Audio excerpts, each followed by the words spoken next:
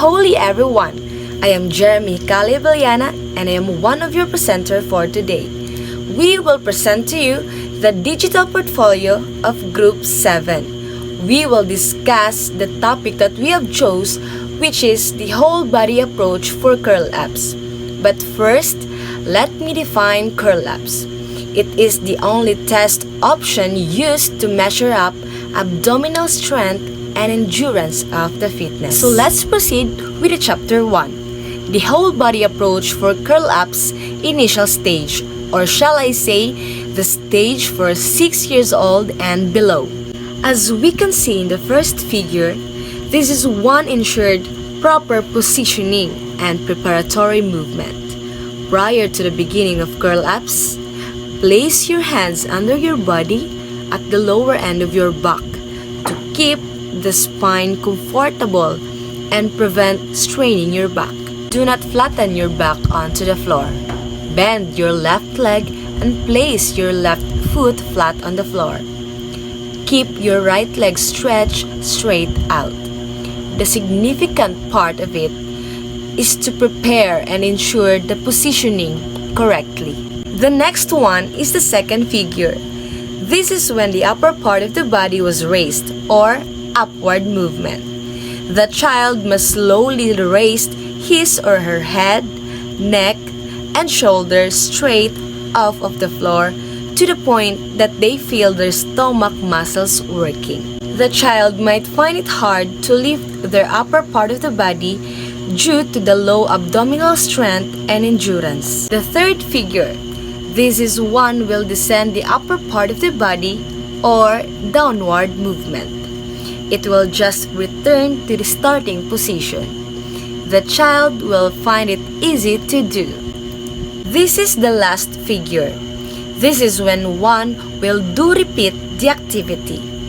A few repetitions can be executed because numerous repetitions require large amount of abdominal strength and endurance. Kids below 6 years old are expected to perform curl-ups with low average repetitions. Good holy, my name is Abellana Bughao and I am going to discuss to you the whole body approach for curl-ups during elementary stage. In the first figure, corrections upon proper positioning and preparatory movements are applied. It means that the child had learned and applied corrections on how to enhance proper positioning upon preparation of movement. As we can observe in this stage, the child did apply the knowledge one should obtain based on what is the proper position of the body before doing curl-ups from the previous stage. In the second figure, this is when one will raise the upper part of the body, or the upward movement are now enhanced. In this stage, the child can comfortably raise the upper part of the body and off the floor and can feel less difficulty upon performing. In the third figure, this is when one will descend the upper part of the body, or the downward movement are now enhanced. The children here can comfortably descend the upper part of the body back to the floor with less pressure upon doing the move. Lastly, in the last figure, this is when one begins to increase number of repetition. The child here begins to increase the normal number to curl-ups repetition, which he or she might perform a maximum of 15 to 20 repetitions because of the adaptation occurred from the initial stage. Good holy everyone, I am Christine Marie V. Acuba. Now we are done with the first two stages of the whole body approach for curl-ups, which are the initial and elementary stage. Now let us proceed with the mature stage. As we can see in the first figure, here is when one already ensured the proper positioning and preparatory movement. Due to the corrections that are applied in the previous stage, one can ensure proper positioning and preparatory movement upon performing the activity. There will be a mastery of preparing your body and instilling your body in a correct position in this stage.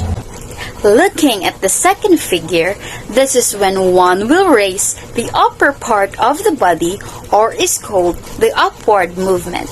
That is well performed in this stage. The performance of the child here upon raising the upper part of the body are all developed. This is when he or she can easily raise his or her upper body. At the third figure, this is when one will descend the upper part of the body, or is called the downward movement, are well performed in this stage.